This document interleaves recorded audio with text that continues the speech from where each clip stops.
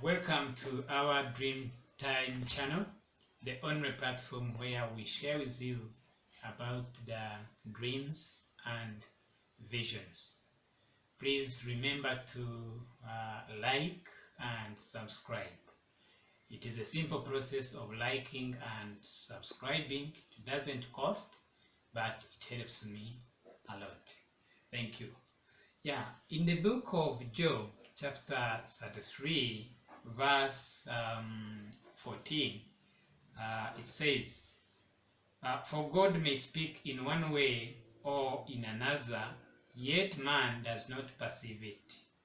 In a dream, in a vision of the night, when deep sleep falls upon men, while slumbering on their beds, then he opens the ears of men and seals their instruction, in order to turn man from his deed and cancel pride from man. He keeps back his soul from the pit and his life from perishing by the sword. Praise the Lord. So when we look at this scripture, God speaks to man through dreams, and he has a purpose of why he's speaking to man through the dream. He wants to provide counsel to his soul, and he wants to protect man or to save him from destruction. So it is very, very important that we understand our dreams, because we have understood that it could be a message from God. Well, dreams may come from our mind, they may come from Satan, so we need to discern and understand that this is God communicating. So we have always to pray to God so that He can talk to us in dreams and speak in a language that we understand, and that is the only way we can interpret our dreams. So let's first look at the example of a dream in which God used the dream to deliver message to a person or a human being. In Genesis chapter 20, we look at a king of Gerar, Abimelech. Abimelech is a king of Gerar, and it so happens that Abraham was journeying that land of Gerar. But Abraham was aware of the character of the kings of Canaan being disrespectful to God, and it was their custom of killing rival husbands and taking over their wives. So they discussed with his wife Sarah, and disguised that Sarah was the sister to Abraham in order to save Abraham's life. Well, like it was the custom when Abraham was still journeying the land of Gerar, Abimelech sent for Sarah and brought her to his harem, with the intention, of course, of making Sarah his wife. But then we see God intervening in chapter 20, verse 2. God intervenes, verse 3. God intervenes to warn Abimelech of the impending danger if he continues to take Sarah as his wife. So God appeared to Abimelech, and he appeared to him in a dream and warned him, Abimelech, you are a dead man, because this lady is a wife, and is a wife of a prophet. So God is intervening. He's intervening on behalf of Abraham, but at the same time he is saving Abimelech from committing sin. So what do we learn from this story in Genesis 20 about God speaking to us through dreams? Point number one is that God speaks through dreams, as seen in verse 3 when he tells Abimelech, "You are a dead man."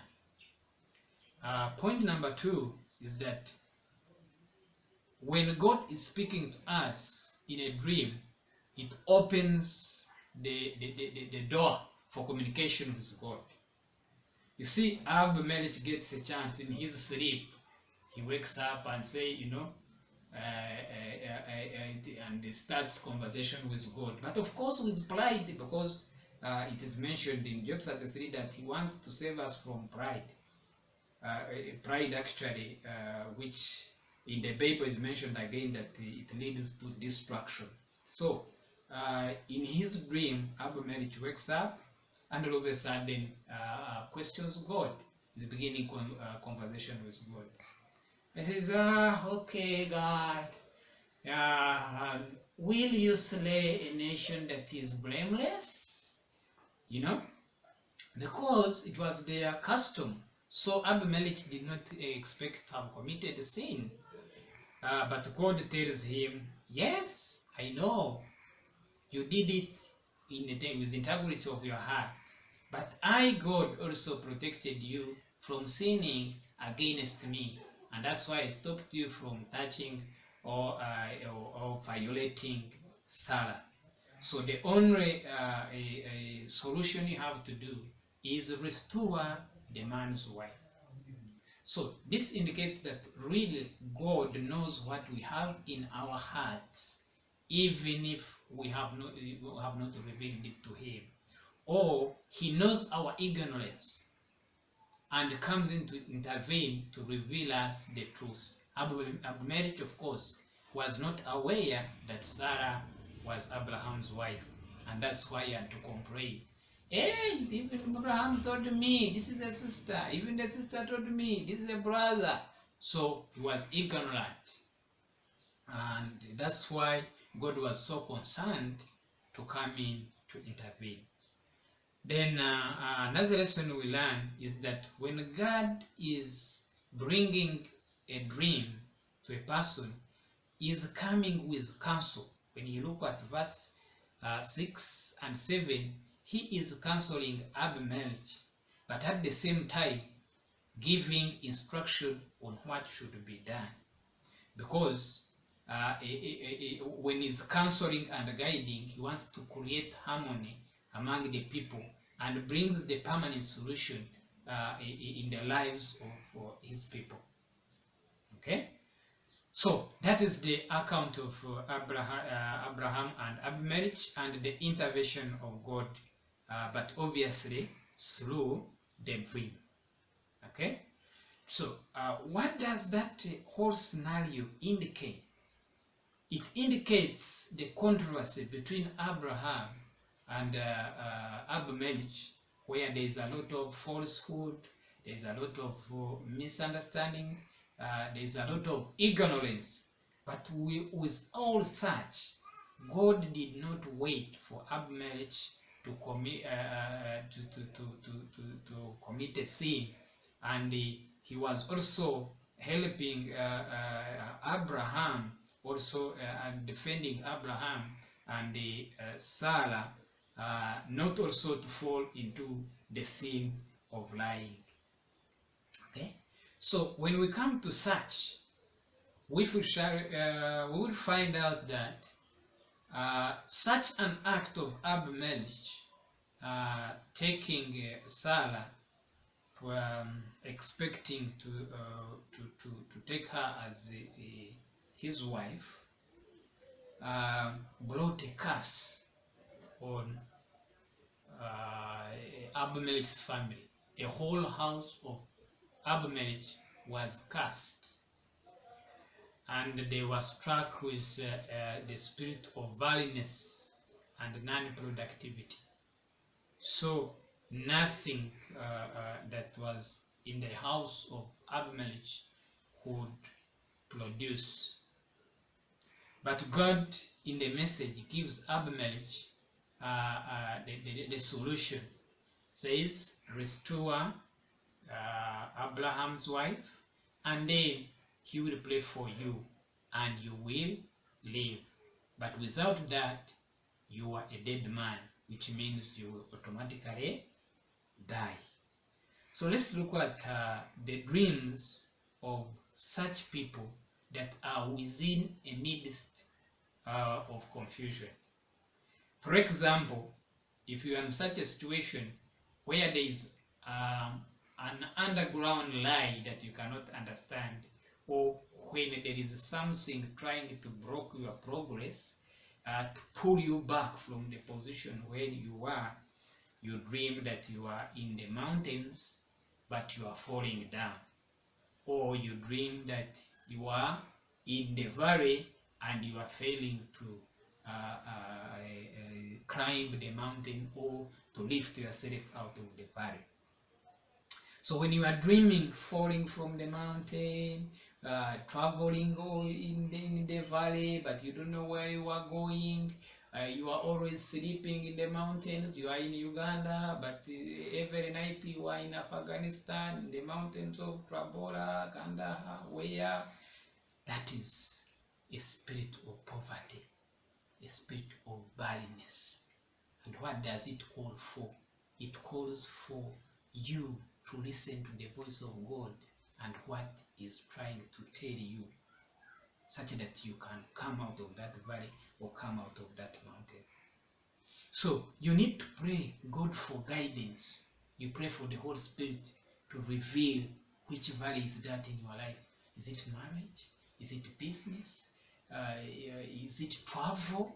Okay, so you pray for God to give you understanding, and that means such dreams indicate that you need to draw closer to God such that He can reveal to you. You know, in Ezekiel chapter 37, God takes Ezekiel to the valley, and in that chapter, valley is associated with death, where it's a valley of dry bones. And he asks Ezekiel, do you think those bones can come back to life? And Ezekiel is being smart. He says, no, God, it's only you who can know this. And then God is intervening to give him information, the solution. He says, prophesy to those dry bones that they'll come back to life. So when you are dreaming such a question, God is telling you that listen properly. I'm soon giving you instruction. And when you listen properly and get the instruction, you will be able to lift yourself out of that valley. You will be in a position to level the mountain that you are standing on, and you look down, you fear, you see you are going to fall down. So the only way you can get out of that dream is to pray to God for the spirit of revelation, for the spirit of wisdom and understanding, such that you can find what is bothering you within the spiritual realm. So thank you very much for listening, and please remember to subscribe and like. God bless.